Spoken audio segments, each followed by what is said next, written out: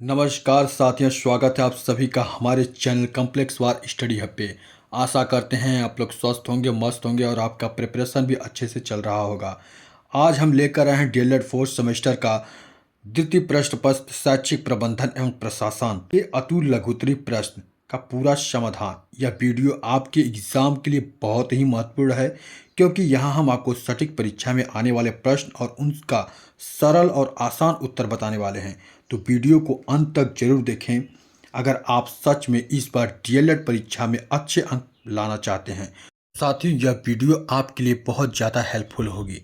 तो चलिए बिना देरी के हुए हम लोग सेशन को स्टार्ट करते हैं। और आज का ये आपका पहला प्रश्न है। लोच का सिद्धांत क्या है? प्रबंधन एक साधन है, न कि साध्य। इस साध्य के ऊपर अधिकार नहीं करना चाहिए।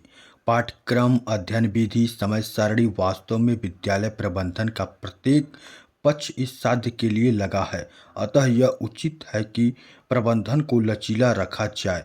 यही लोच का सिद्धांत है। नेक्स्ट, कक्षा शिक्षण हेतु अति आवश्यक सामग्री का उल्लेख कीजिए। बालक के अधिगम हेतु फर्नीचर उपकरणों की भूमिका के अतिरिक्त अन्य सामग्रियों का भी विशेष महत्व होता है, जो इस प्रकार हैं: श्यामपट्ट, चार्ट, मॉडल, मानचित्र तथा आकृतियाँ, ग्राफ, विज्ञान शिक्षण सामग्री आदि। प्रभावी शिक्षक के गुण बताइए। तो प्रभावी शिक्षण के गुण: एक सफल शिक्षक छात्र प्रेमी होता है तथा वह छात्रों के विकास में रुचि लेकर उनकी कठिनाइयों को दूर करने में तत्पर रहता है। शिक्षक का व्यक्तित्व प्रभावशाली होना चाहिए। वह शारीरिक तथा मानसिक रूप से स्वस्थ होना चाहिए। शिक्षण अधिगम सामग्री की क्या भूमिका है? शिक्षण अधिगम सामग्री के द्वारा शिक्षण अधिगम की गुणवत्ता का विकास किया जाता है। शिक्षण अधिगम सामग्री के अंतर्गत अधिगम को स्थायित्व प्रदान किया जाता है, क्योंकि अच्छी शिक्षण सामग्री के उपयोग से प्राप्त ज्ञान स्थायी होगा। पाठ्यपुस्तकों की क्या विशेषता होनी चाहिए? पाठ्यपुस्तकों की विशेषताएं: चित्र रंगीन तथा आकर्षक होने चाहिए। पाठ्यवस्तु स्पष्ट बोलचाल की भाषा में हो। बच्चों को अपने आप सीखने के अवसर हों। बच्चों को अपने सीखे ज्ञान का स्वयं मूल्यांकन के अवसर हों। पाठ्यपुस्तकों से बच्चों को जिज्ञासु बनाया जा सके। पाठ्यवस्तु बच्चों के स्तरानुकूल हो। अध्यापक डायरी से क्या अभिप्राय है? अध्यापक की डायरी उसके लिए एक मानचित्र के समान होती है। यह उसके कार्यों की रूपरेखा प्रदर्शित करती है।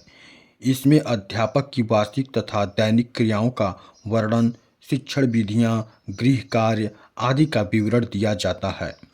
समय सारणी के किन्हीं दो सिद्धांतों के नाम लिखिए। स्तर के अनुसार समय सारणी का निर्माण करना। छात्रों की स्थानीय आवश्यकताओं को दृष्टिगत रखना। शाला कैलेंडर से क्या अभिप्राय है?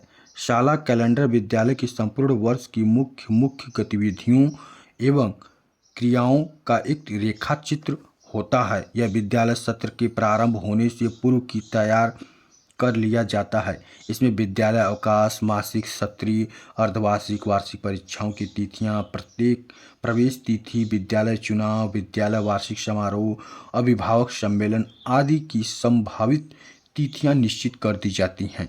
शिक्षक संदर्शिका के कोई दो लाभ लिखिए। लाभ इस प्रकार है साथियों: यह शिक्षकों का मार्गदर्शन करती है। इसके अध्ययन से शिक्षण अधिगम को प्रभावी बनाया जा सकता है। प्रबंधन के प्रमुख घटकों का नामोल्लेख कीजिए। विकास का लक्ष्य, नियोजन के कार्यक्रम, कार्यक्रमों की व्यवस्था करना, प्रबंधन के कार्यों का आकलन करना, कार्यानुभव विभाग।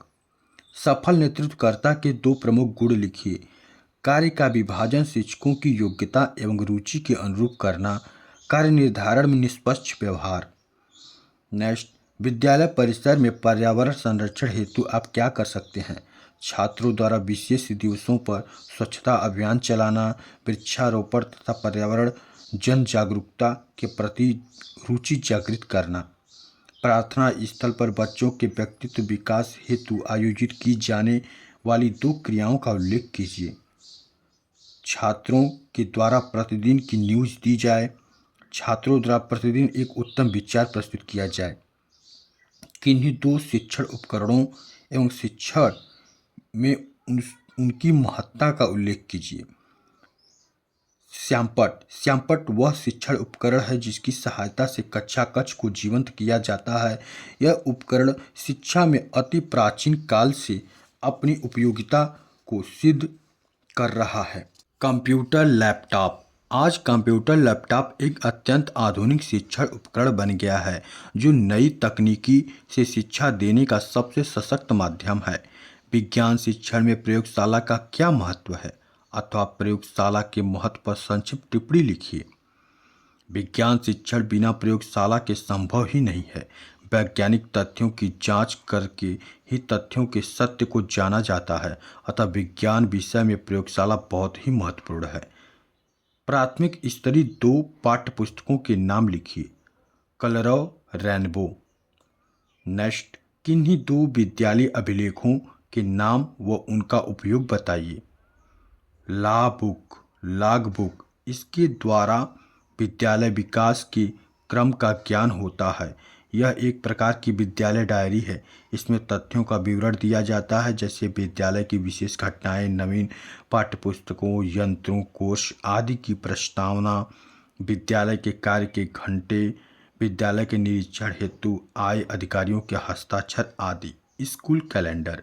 यह विद्यालय सत्र के प्रारंभ होने से पूर्व की तैयार कर लिया जाता है। इसमें विद्यालय अवकाश, मासिक, सत्रीय, अर्धवार्षिक, वार्षिक परीक्षाओं की तिथियां, प्रवेश तिथि, विद्यालय चुनाव, विद्यालय वार्षिक समारोह, अभिभावक सम्मेलन आदि की संभावित तिथियां निश्चित कर दी जाती हैं।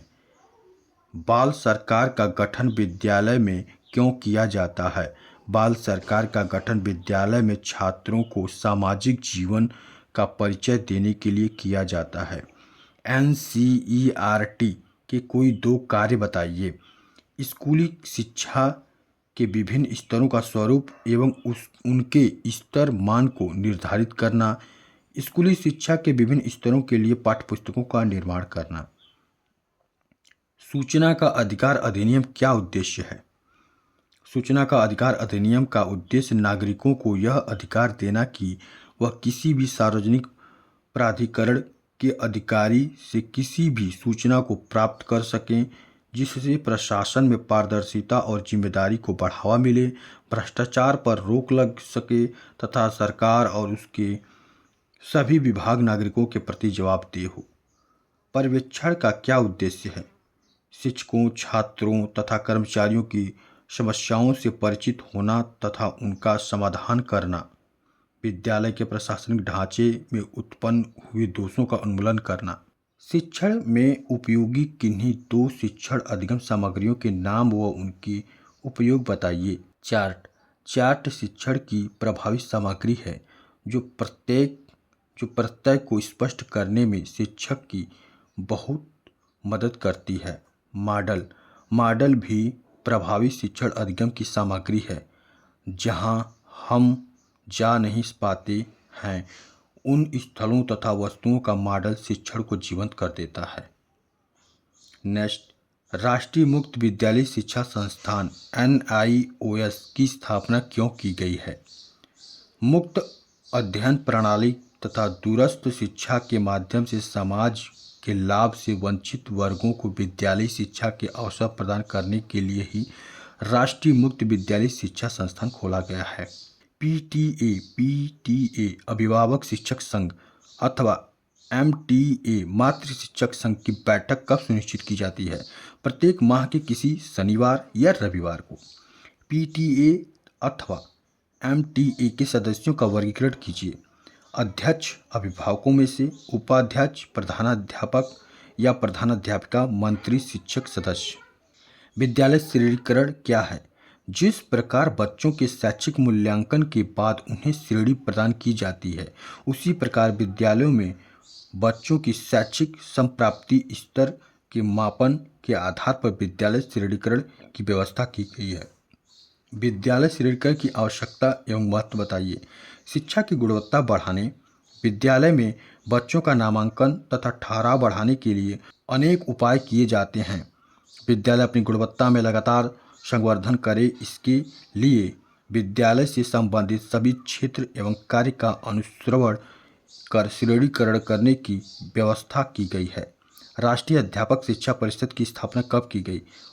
1995 में। कब की गई? 1995 में। राष्ट्रीय अध्यापक शिक्षक परिषद में कुल कितने सदस्य होते हैं? राष्ट्रीय अध्यापक शिक्षक परिषद में कुल 41 सदस्य होते हैं। समुदाय से आप क्या समझते हैं? समुदाय शिक्षा से जुड़ी एक बड़ी संस्था है। यही विद्यालय को समुदाय का सहयोग प्राप्त हो तो विद्यालय और बच्चों से जुड़ी विभिन्न कठिनाइयों का सामना किया जा सकता है, जैसे समुदाय के किसी डॉक्टर के माध्यम से बच्चों का स्वास्थ्य परीक्षा कराना, उसकी आख्या करना, समुदाय के किसी विशिष्ट व्यक्ति के माध्यम से बच्चों के भ्रमण में सहयोग लेना आदि। विद्यालय के मानव संसाधन कौन कौन से हैं? शिक्षक, छात्र एवं समुदाय। समय सारणी की परिभाषा लिखिए। समय सारणी एक चार्ट है जो विद्यालय में किए जाने वाली सभी क्रियाकलापों को दर्शाता है। वित्तीय प्रबंधन से आप क्या समझते हैं? J.F. ब्रेडले के अनुसार वित्तीय प्रबंधन व्यवस्था का वह क्षेत्र है जिसका संबंध पूंजी के विवेकपूर्ण उपयोग एवं पूंजी संसाधनों के सतर्क चयन से है, ताकि व्यय करने वाली इकाई अपने उद्देश्यों की प्राप्ति की ओर बढ़ सके। विद्यालय का हृदय किसे कहते हैं? विद्यालय का हृदय पुस्तक व पुस्तकालय को कहा जाता है। विद्यालय संगठन का क्या उद्देश्य है? विद्यालय संगठन का उद्देश्य बालकों को ऐसे अवसर प्रदान करना जिसमें उनकी समस्त जन्मजात शक्तियों का सामंजस्य विकास हो सके। इसके अतिरिक्त उनकी मूल प्रवृत्तियों का उपयोग तथा संशोधन एवं रुचि का स्वस्थ प्रकाशन परिष्करण हो सके। विद्यालय संगठन का मुख्य उद्देश्य उनका शारीरिक, मानसिक, चारित्रिक तथा सामाजिक गुणों का विकास करना है। ग्राम शिक्षा समिति क्या है? शिक्षा को समुदाय से जोड़ने के लिए ग्रामीण क्षेत्रों में ग्राम शिक्षा समितियों का गठन किया गया है। प्रत्येक ग्राम सभा स्तर पर ग्राम शिक्षा समिति का गठन किया जाता है। ग्राम सभा का प्रधान इस समिति का अध्यक्ष होता है। विद्यालय अभिलेख के प्रकार बताइए। विद्यालय अभिलेख के प्रकार: सामान्य अभिलेख, अध्यापकों से संबंधित अभिलेख, विद्यार्थियों से संबंधित अभिलेख, उपकरण संबंधी अभिलेख, वित्तीय अभिलेख। संस्थागत नियोजन एवं प्रबंधन के महत्व पर प्रकाश डालिए।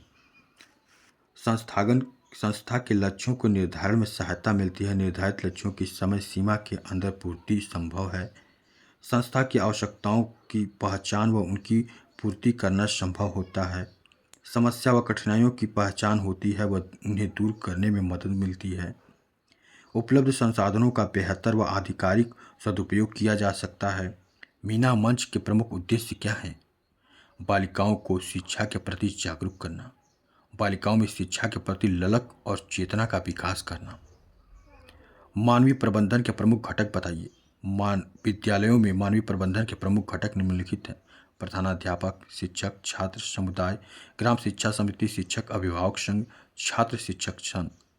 कैसा लगा सेशन साथियों? कमेंट करके हमें ज़रूर बताएं और सारे क्वेश्चन इंपॉर्टेंट हैं, इन्हें याद जरूर करें। एक नहीं 2 बार वीडियो देखें ताकि आपको पूरी तरह से याद हो जाए। तो चलिए नेक्स्ट वीडियो में मिलते हैं एक नए मॉडल पेपर के साथ। तब तक के लिए धन्यवाद। वीडियो को लाइक, कमेंट और शेयर करना ना भूलें। आप सभी को राधे राधे, जय श्री कृष्ण।